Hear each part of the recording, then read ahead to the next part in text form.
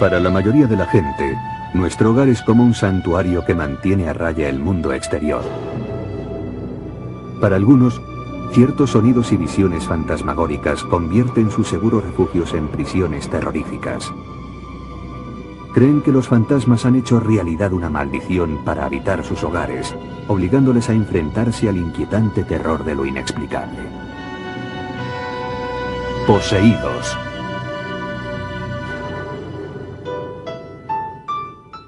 Desde el día que se casaron en 1987, el agente de policía Tom Brown y su esposa, Linda, habían soñado con ser propietarios de una casa.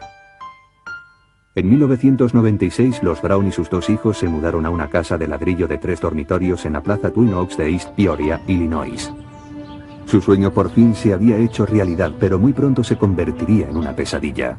En su primera noche en la nueva casa, Tom y Linda estaban profundamente dormidos cuando desde el sótano les llegaron unos violentos ruidos.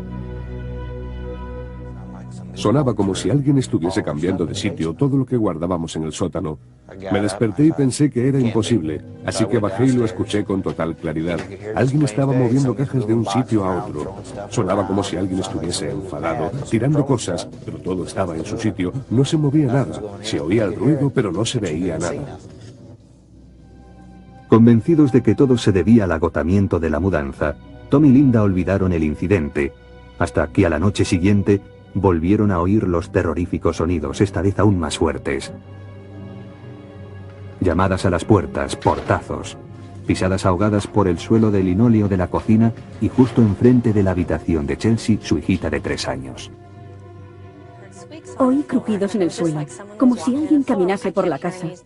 No dejé de oír todos esos ruidos y estaba muy asustada. Volví a su cuarto, me senté en el borde de la cama y seguí sin ver a nadie, pero oía los ruidos. Era increíble, pero parecía que había alguien observándonos a Chelsea y a mí. Tom y Linda estaban empezando a creer que alguien los estaba observando, alguien a quien no podían ver. Luego, una noche, Tom vio algo que no podría olvidar jamás.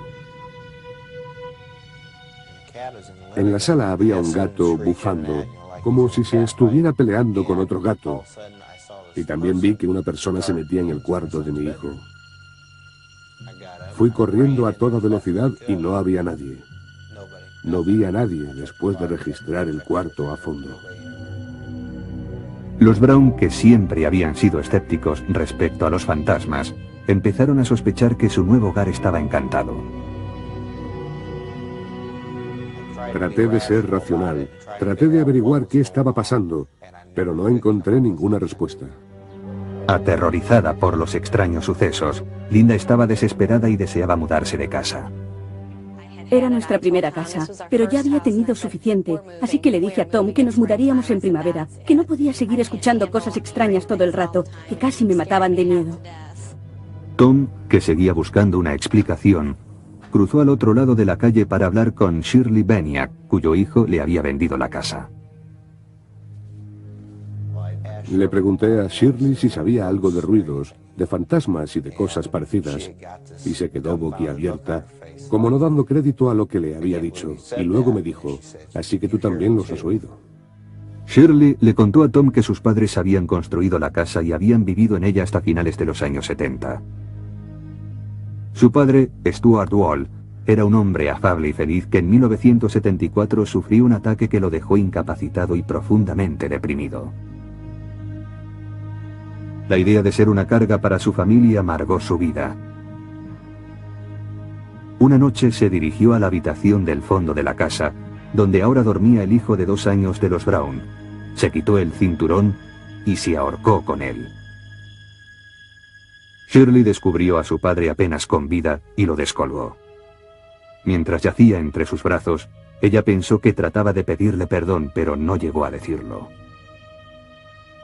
Shirley le dijo a Tom que creía que el espíritu de su padre estaba atrapado en la casa, tratando todavía de pedir perdón. Esta historia por fin convenció a Tom de que su familia y él estaban viviendo con el espíritu de Stuart Wall. Tom se sentía indefenso, sin nadie a quien recurrir, hasta que en el periódico local leyó acerca de un hombre que investigaba casos de encantamiento. Rob Conover Un antiguo investigador privado se burlaba de los que creían en fantasmas hasta que una noche decidió demostrar que una supuesta casa embrujada no era en realidad más que un engaño. Estaba convencido de que allí no había nada, pero empezaron a ocurrir cosas que demostraban lo contrario. Crucé la puerta y sentí como si miles de diminutas agujas de hielo me atravesaran el cuerpo. Y entonces todo se quedó en calma. En ese mismo momento pensé que allí sucedía algo. Y cuando salí de la casa la mañana siguiente, mi actitud había cambiado por completo. Esta experiencia convirtió a Conover en creyente, obligándole a cambiar su título profesional de investigador privado por el de investigador paranormal. A partir de entonces se dedicó por entero a la caza de fantasmas. Después de hablar con Tom acerca del supuesto espíritu de Stuart Wall, Conover accedió a investigar aunque con reticencias. Muchas veces tengo que decirle a la gente que no se trata de un espíritu, que lo que está produciendo el ruido es un frigorífico averiado o el aire que circula a través de la chimenea en un momento determinado, produciendo un ruido que suena casi humano, como pasos o quejidos o gritos o cosas por el estilo. Sin embargo, el cazafantasmas declara que es capaz de decir cuando un espíritu es real. Dice que es sensible a lo que él llama energías en las casas que albergan espíritus. Busca unos supuestos puntos fríos que dice que señalan la presencia de un espíritu. Cuando entro en una zona en la que hay un espíritu, me invade una sensación que resulta muy difícil de describir. La mejor forma de describirla es como una descarga eléctrica fría, sin ningún dolor, desde los dedos de los pies hasta la cabeza. Después de la primera entrevista con Tony y Linda, recorrí la casa y decididamente capté sensaciones. Conover sentía al fantasma en los mismos lugares en los que los Brown habían oído los ruidos. Estaba seguro de que Stuart Wall se había convertido en un espíritu atormentado que merodeaba por las habitaciones de la que había sido su casa y ahora era su purgatorio. Conover decidió ayudar al fantasma a encontrar la salida del mundo de los vivos para pasar al otro nivel.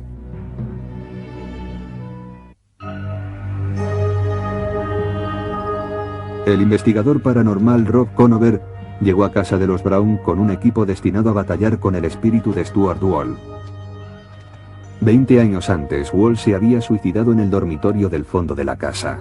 Conover creía que su espíritu atormentado vagaba ahora por la casa y confiaba en que podría convencer al atribulado espíritu para que atravesara la luz. Su forma de llamar al viaje de los fantasmas desde este al otro mundo. Cuando fallecemos todos nos enfrentamos a la luz. Pero si nos quedamos a este lado y no atravesamos la luz, el motivo es que estamos unidos a una persona, a un lugar o a un objeto de este lado que pensamos que debemos proteger o acompañar. Conover y su ayudante empezaron a recorrer la casa buscando la presencia de Stuart. Tom Brown, el propietario de la casa, y Shirley Beniak, hija de Stuart, le siguieron a poca distancia. Sentí la presencia de Stuart. Estos calcetines empezaron a moverse por su cuenta, adelante y atrás, y dije en voz alta: Stuart, tienes toda mi atención. ¿Entro en la casa o bajo al sótano? Y en ese momento se produjo un fuerte ruido abajo, así que bajamos al sótano, y su presencia se percibía allí con mucha fuerza. Enfocaron una cámara de vídeo, encendieron varias velas y apagaron las luces. Con una Biblia en la mano, Rob llamó al espíritu pidiéndole que se mostrase ante Tom y Shirley. Stuart, sé que estás aquí abajo. Le expliqué a Stuart que Dios es misericordioso, que él había sido una buena persona durante toda su vida, que había ayudado a muchísima gente, que yo creía que Dios tenía un lugar para él al otro lado y que le estaba esperando. Después de más de una hora, el supuesto fantasma aún no había respondido a Conover, pero el investigador estaba seguro de la presencia del espíritu. Podía ver el ectoplasma de Stuart. El ectoplasma es la energía que va por delante de un espíritu y le ayuda a moverse a través del aire. Está formado por electricidad y energía, y yo pude verlo.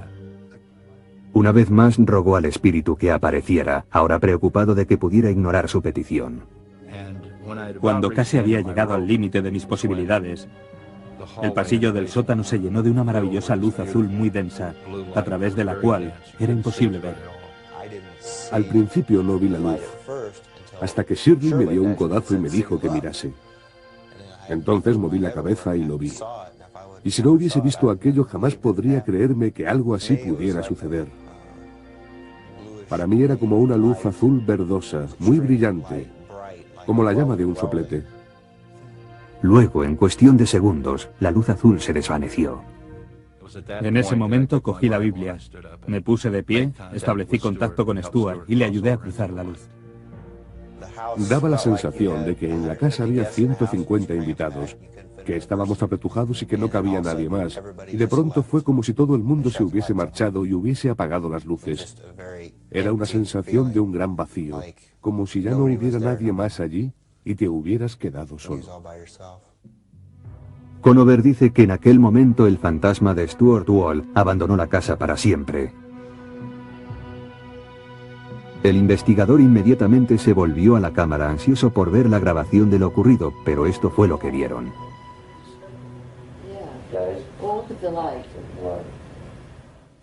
Tom, como buen policía, me pidió ver la cinta, convencido de que aparecerían las luces. Así que pusimos la cinta y se oían nuestras conversaciones, pero no se veía ninguna luz. Shirley preguntó por qué, y yo le dije que se debía a que nosotros éramos los únicos que debían ver esa luz. Desde aquella noche, la calma ha vuelto a la casa de la plaza Twin Oaks. Los misteriosos sonidos y las terroríficas visiones han desaparecido.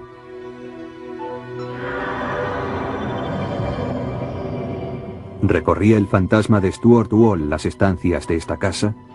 ¿Fue conducido finalmente ese espíritu a otro mundo durante este ritual? Los escépticos sostienen con énfasis que los fantasmas no existen y que el razonamiento lógico puede explicar todas las anomalías asociadas a los espíritus.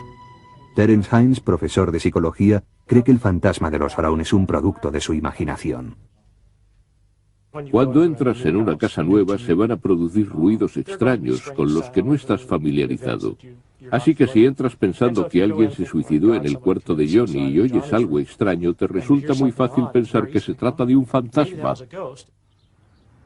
Especialmente fácil para Linda Brown, que había crecido en la casa de al lado de los Wall y que tenía 6 años cuando Stuart Wall se suicidó. De niña no supo cómo había muerto, pero de mayor se enteró de la trágica verdad. Hines piensa que eso debió contribuir a que Tom y Linda decidieran que los extraños sonidos y visiones estaban causados por un fantasma. Hines dice que es natural, que la mente humana está programada para imponer el orden en las experiencias extrañas.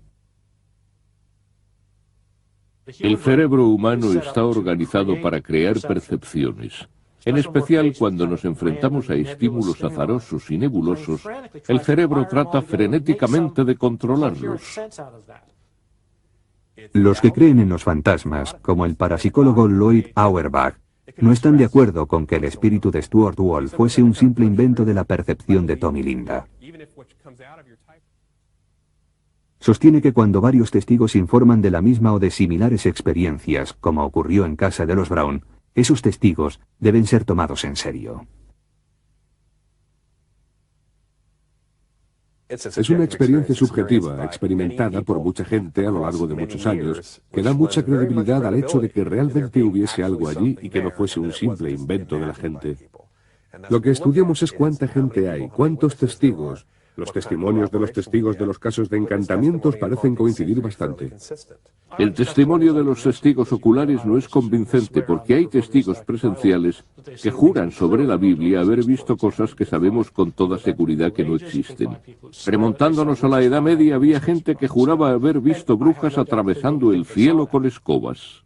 Conover y los Brown están seguros de haber visto una luz azul, pero Tom Flynn, un escéptico que ha examinado casos de hogares embrujados, dice que si la vieron, debería haber aparecido en la cinta de vídeo que grabaron.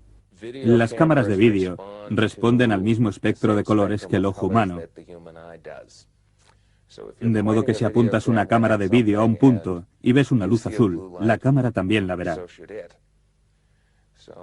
Así que pienso que es muy revelador que esas 3 personas informen de haber tenido esa experiencia, mientras que la cinta de vídeo que grabaron no la confirma.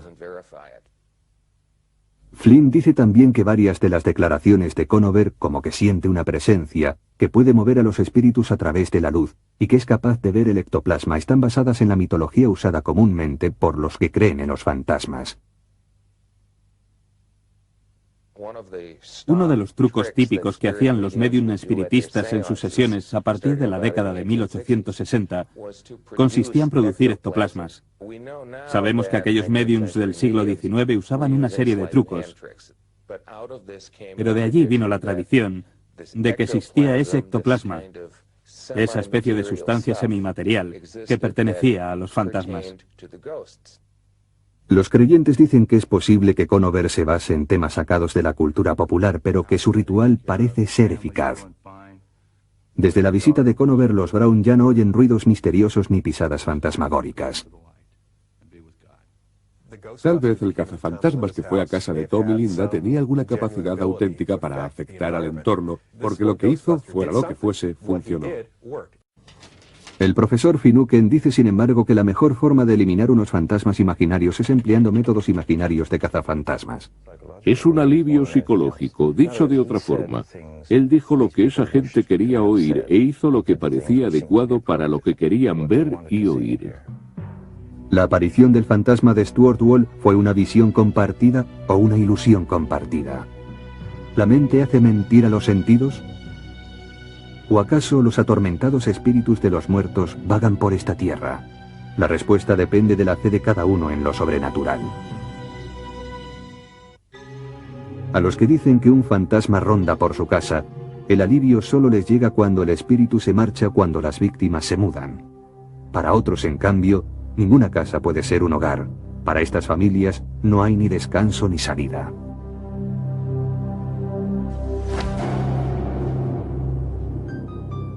Un doloroso divorcio en 1968 dejó a Beth abandonada con una hija pequeña y muy poco dinero.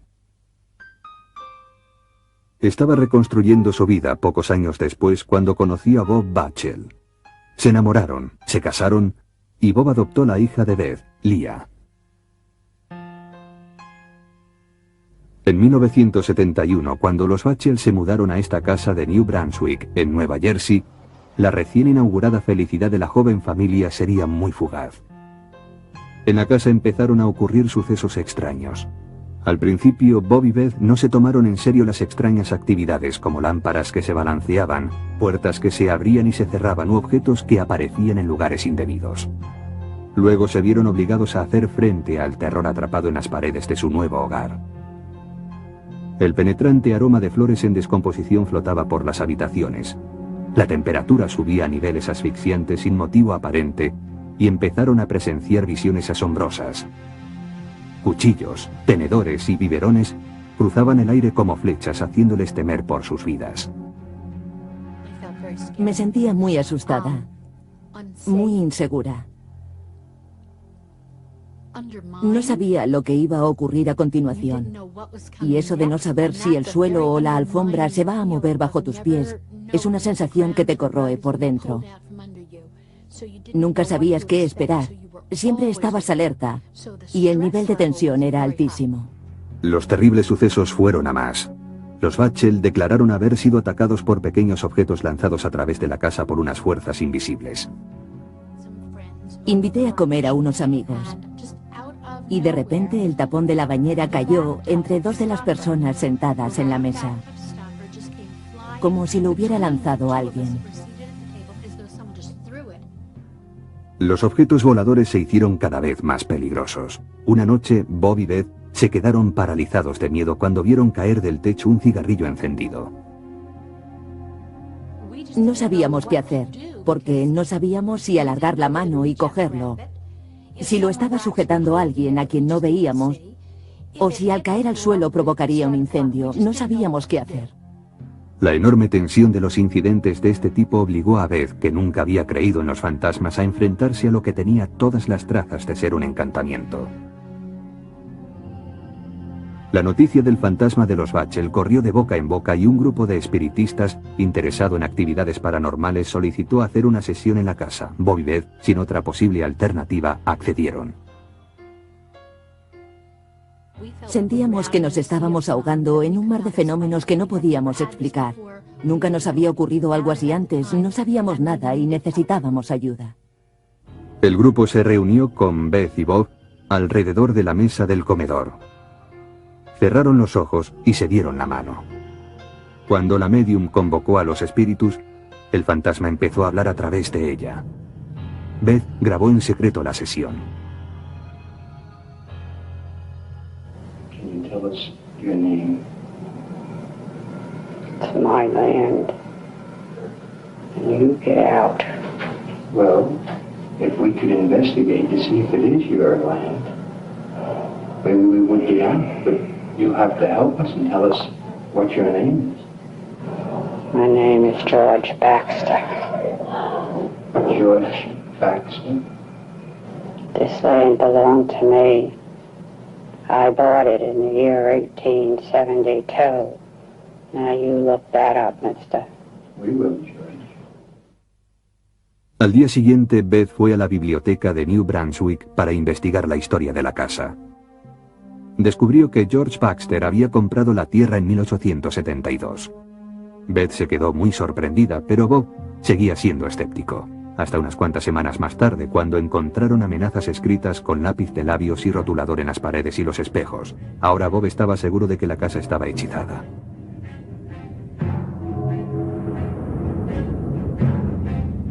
El enfurecido fantasma perdió los estribos, escribiendo mensajes terribles a la familia.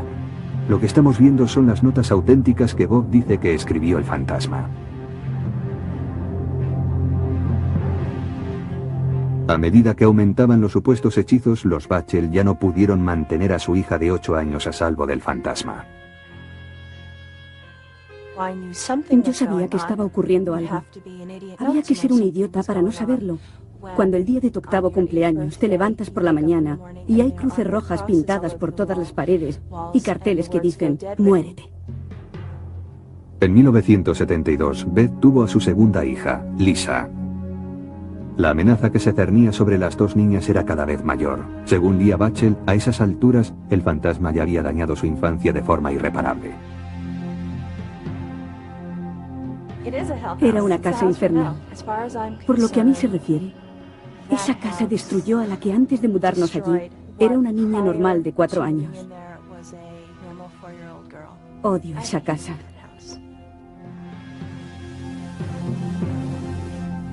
Beth también llegó a odiar la casa. Sabía que sus hijas estaban aterrorizadas y sentía que no tenía posibilidades de protegerlas. Cuando alguien toca a mis hijas, ahí está el límite. Y eso fue lo que ocurrió, que se produjeron una serie de incidentes, 2 en particular, que estaban muy dirigidos contra nuestras hijas y pensamos que teníamos que marcharnos. Decididos a dejar de luchar contra su fantasma, los Bachel embalaron todas sus cosas y se marcharon, seguros de que dejaban atrás al violento espíritu. Pero su desesperado intento de huida solo los hundió más profundamente en el misterio.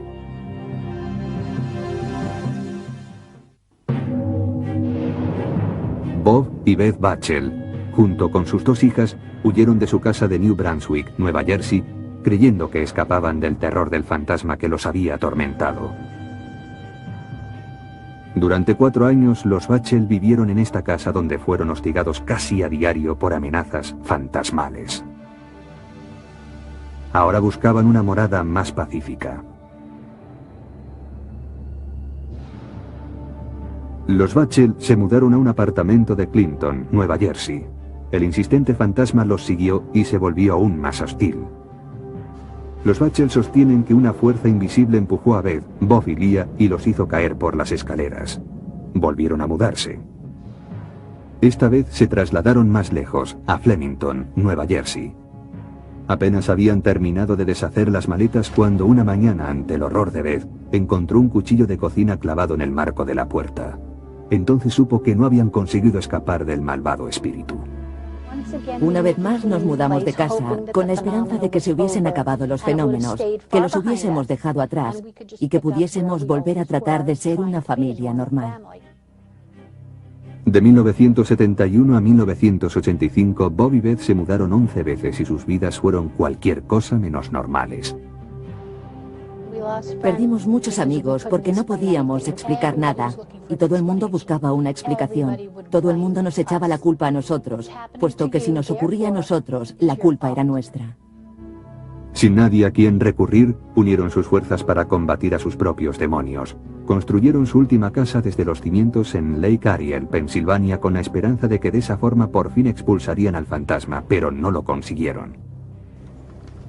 El primer fin de semana después de trasladarse a la nueva casa, un fantasma dejó a los Bachel un horripilante mensaje de bienvenida.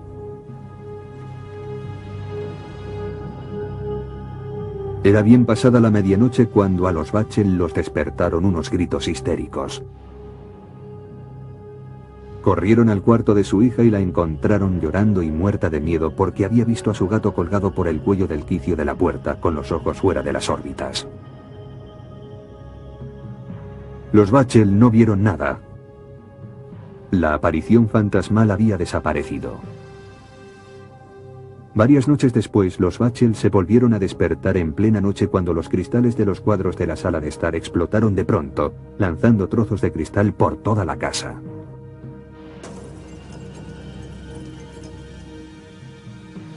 Es realmente difícil describir cómo te sientes cuando están en mitad de un torbellino, pero hemos dejado de preguntarnos los motivos porque estamos demasiado ocupados enfrentándonos a lo que sucede y viviendo con ello. La mayor parte de los informes sobre encantamientos vinculan el fantasma a un lugar. Los Bachel creen que en su caso son los fantasmas los que acuden a ellos. Hemos llegado a comprender que hay encantamientos unidos a un lugar determinado y que permanecen en él.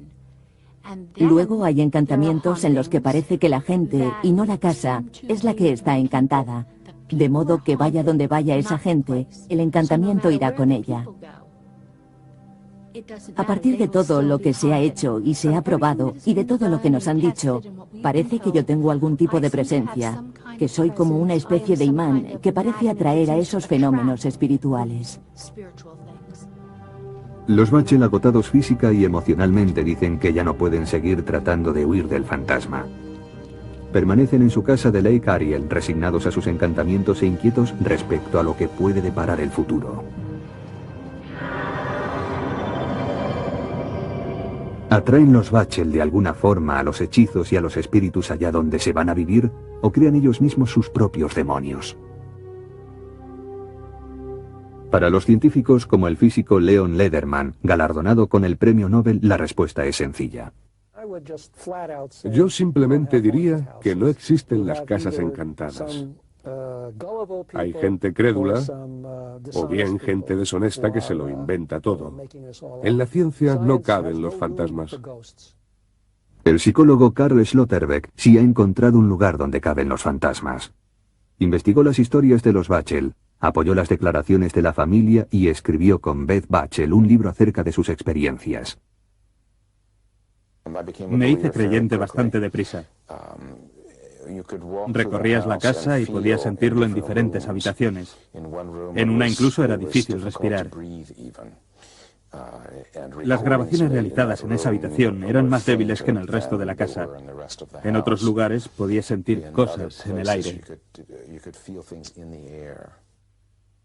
Sloterdijk cree que los Bachel encontraron fantasmas en cada una de sus casas porque los espíritus se sentían atraídos por ciertas cualidades de Beth Bachel.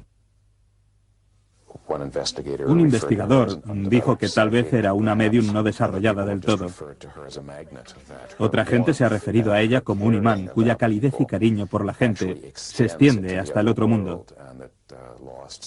Y que las almas perdidas que aún no han hecho la travesía la consideran como una presencia cálida y reconfortante para estar cerca de ella. Lederman señala que nada de eso es científicamente verificable. Los métodos científicos exigen mucho más que impresiones y sensaciones para dar por válida una afirmación de este tipo. Para afirmar que veo algo, tengo que demostrarlo. Es la tarea del dueño del lugar encantado o del autor del libro. En 400 años de innumerables reclamaciones, nadie ha conseguido jamás convencer a la comunidad científica. El parapsicólogo Lloyd Auerbach encuentra pruebas en los informes de los Bachel de objetos flotando y moviéndose a través del aire. Dice que cuando algunas personas están sometidas a tensiones, su energía puede hacer levitar los objetos. Es un fenómeno conocido como psicoquinesis. En parapsicología, la psicoquinesis es la capacidad de la mente para afectar de forma directa a la materia o a la energía para mover cosas. Normalmente se trata de una persona viva cuya mente subconsciente está transmitiendo energía o reaccionando a la tensión y usa la psicoquinesis, la capacidad de la mente sobre la materia para mover esos objetos. No se han encontrado pruebas sobre la existencia de la psicoquinesis.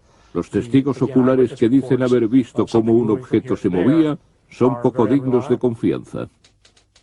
Muchos científicos piensan que la psicología ofrece la mejor explicación para lo sucedido en las casas de los Bachel.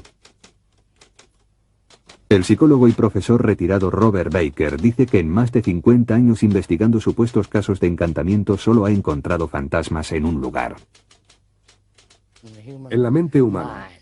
Es un invento de la mente humana, que ha inventado los fantasmas porque los fantasmas proporcionan una gran satisfacción psicológica a la gente que cree en ellos. Llenan un hueco, un vacío de sus vidas. Finucane sugiere que a veces podría resultarle más fácil enfrentarse a fantasmas imaginarios que hacer frente a asuntos reales. Los fantasmas pueden ser utilizados por ciertos miembros de la familia con fines propios, como un método de autodefensa psicológica, por ejemplo, cuando las cosas les van mal a los restantes miembros de la familia. Tal vez sea una manera de conseguir cierto grado de seguridad frente a los demás. En el caso de la señora Batzel, tal vez fuese la forma de resolver algunos de sus problemas en el seno de su familia. ¿Acaso los más de 20 años de supuestos encantamientos en el hogar de la familia Bachel son obra de unos espíritus activos o quizás de una imaginación hiperactiva? Los escépticos y los científicos señalan la falta de pruebas concluyentes para apoyar las afirmaciones de los Bachel. Los creyentes toman nota de las visiones de los sucesos fantasmagóricos y de los cuchillos que se clavaron en los marcos de las puertas, y ven en todo ello la huella de los misterios sin explicación.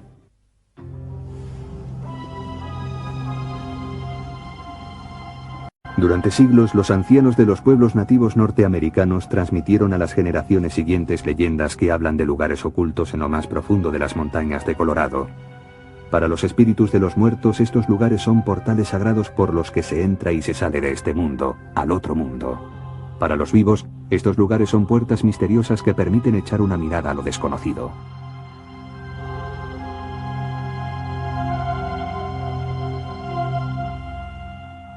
Steve Lee, un camionero de Dallas, viajaba por una nueva ruta de reparto a través de las montañas de Colorado.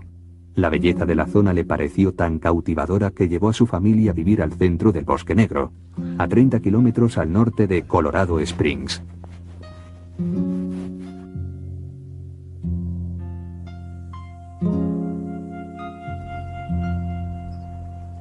Compró una cabaña de troncos situada en medio de un terreno de 2,5 hectáreas y sus hijos pronto se acostumbraron a vagar por el bosque, que les daba una sensación de libertad y de aventura. Steve sacó muchas fotos a sus hijos para enviárselas a sus amigos y a sus familiares de Dallas. Desde el principio vio que en las fotografías aparecían unas luces extrañas.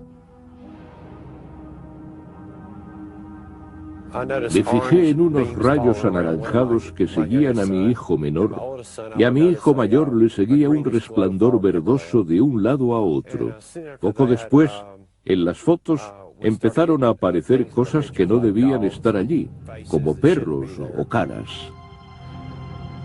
Al principio Steve no hizo caso de las fotos pensando que le pasaba algo a la película, pero las misteriosas luces y la niebla fantasmagórica siguieron apareciendo en sus fotos. Steve se obsesionó con las fotos y cada nuevo rollo de película le traía algún descubrimiento todavía más terrorífico. Algunas partes de la casa eran más activas que otras. Cuando Steve fotografió el espejo de encima de su cómoda, se sintió aterrorizado por los reflejos que le devolvían su propia mirada. En mi espejo aparecían caras de diferentes personas, no pertenecían a la misma persona. En el espejo aparecía una cara que luego se desvanecía, y luego aparecía otra cara que también se desvanecía. Steve se negaba a creer que tenía fantasmas. Instaló cámaras de seguridad alrededor de la casa esperando encontrar pruebas de que las luces y la niebla eran de origen humano. Las cámaras no captaron nada fuera de lo normal, pero a Steve le siguieron acosando unas imágenes que no podía entender. Decidió ponerse en contacto con Bill Gibbons, un especialista en electrónica e investigador amateur de los fenómenos paranormales. Gibbons trajo su propia cámara de vídeo. Por la noche la instaló en el exterior de la casa en el bosque. Esta es la cinta que se grabó aquella noche que mostró una misteriosa serie de luces.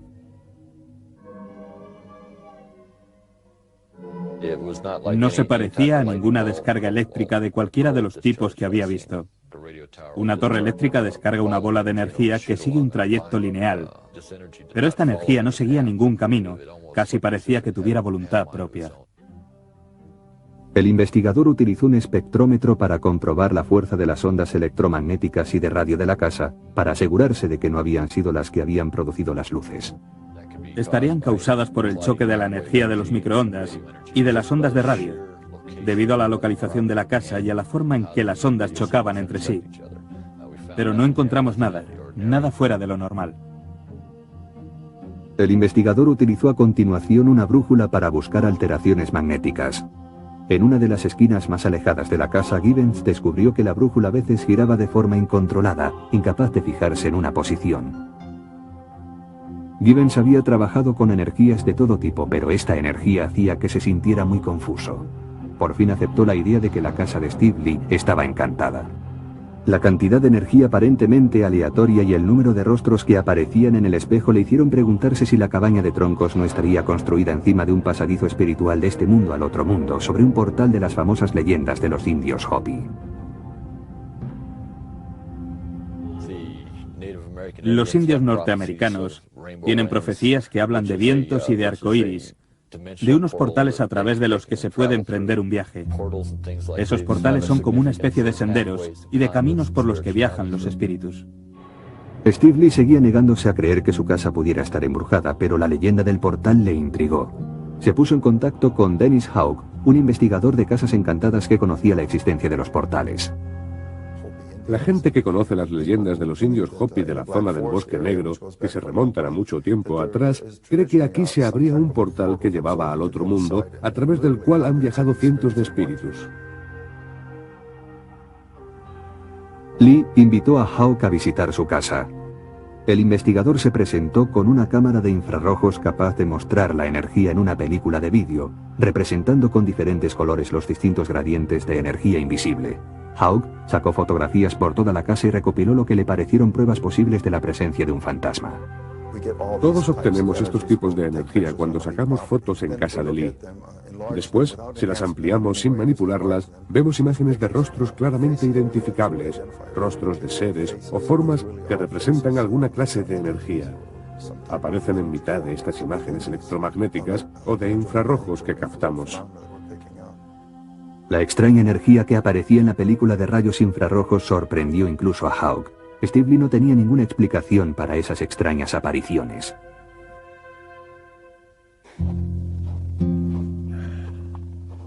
La familia Lee sigue viviendo en su cabaña del bosque, y dicen que en sus fotos siguen apareciendo las misteriosas luces y los extraños rostros, rastros de espíritus que van y vienen de este mundo al otro mundo.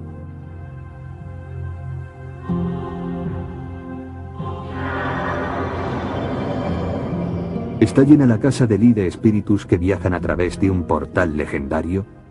Estas sorprendentes fotografías son la prueba de que existe un nuevo tipo de energía que permite a los fantasmas circular por este mundo. Los científicos y los escépticos responden con un no rotundo. Tom Flynn, experto en fotografía, cree que muchas de las anomalías que aparecen en las fotos tienen una explicación lógica.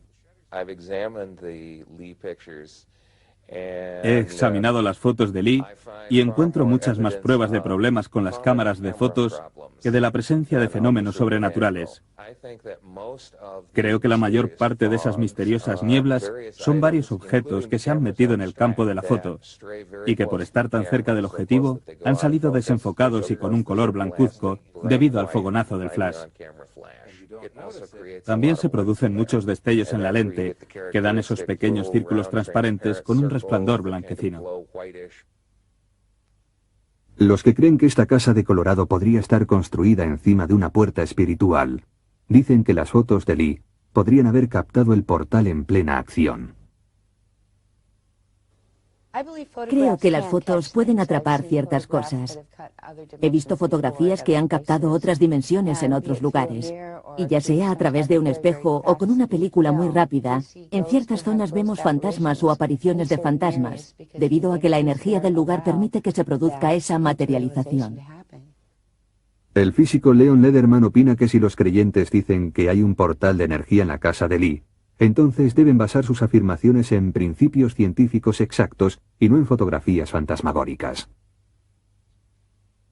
En la ciencia hay muchísimas incógnitas, pero hay una diferencia entre una incógnita científica y la afirmación de que existen lugares sagrados o casas encantadas, lo cual no se puede verificar científicamente.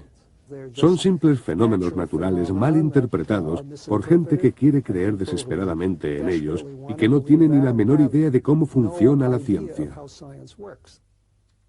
El doctor Michael Persinger, neurocientífico, sabe cómo funciona la ciencia y dice que la geofísica puede explicar las misteriosas luces de la casa de Steve Lee.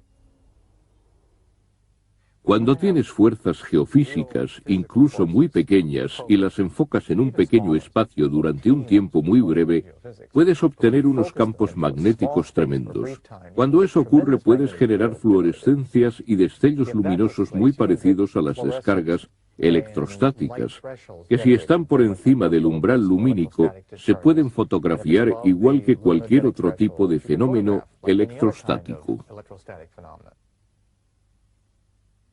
Persinger dice que estas extrañas anomalías en el campo electromagnético natural de la Tierra se encuentran en muchos lugares supuestamente encantados y que a veces se cruzan con las ondas cerebrales de la gente que vive en ellos, produciendo sensaciones parecidas al encantamiento.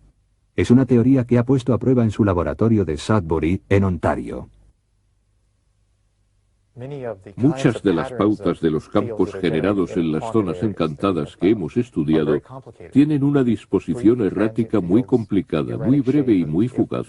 Si esas fuerzas estimulan el cerebro, se podría tener la sensación de una presencia, del sonido de pisadas o movimientos e incluso de voces, y la sensación omnipresente de que hay algo observando.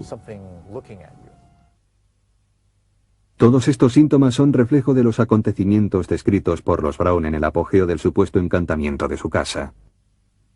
Esto podría explicar también por qué Beth Bachel es incapaz de huir de los fantasmas que la han perseguido desde hace más de 20 años.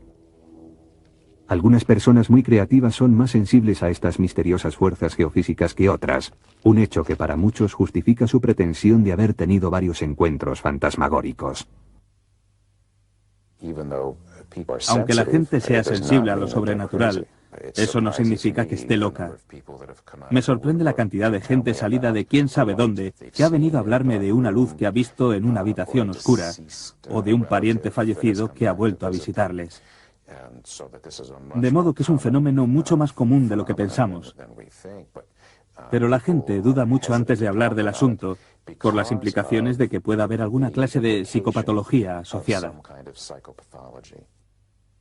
Algunos escépticos creen que la fe en los fantasmas persiste incluso ante el escepticismo de los científicos debido a que representa una creencia cultural muy arraigada.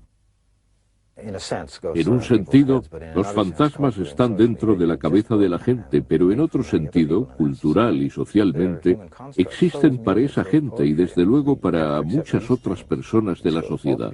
Son una elaboración humana. Los creyentes se oponen a la idea de que los encuentros con los espíritus son creaciones de la mente humana. Insisten en cambio en que los encantamientos merecen respeto debido a que los espíritus inquietos son reales. Cuando te encuentras cara a cara con ello, tienes que tratarlo como una realidad, porque cuando estás frente a algo, estás frente a una realidad. De los espíritus inquietos a las puertas que llevan a otros mundos, los encantamientos tienen la facultad de producir miedo y terror a quienes creen en ellos. ¿Acaso una presencia fantasmal es realmente obra de nuestra propia mente? ¿O es obra de unos atribulados espíritus condenados a vagar por la tierra? Los que han estado enfrentados a una presencia fantasmagórica saben que viven en los umbrales de lo inexplicable.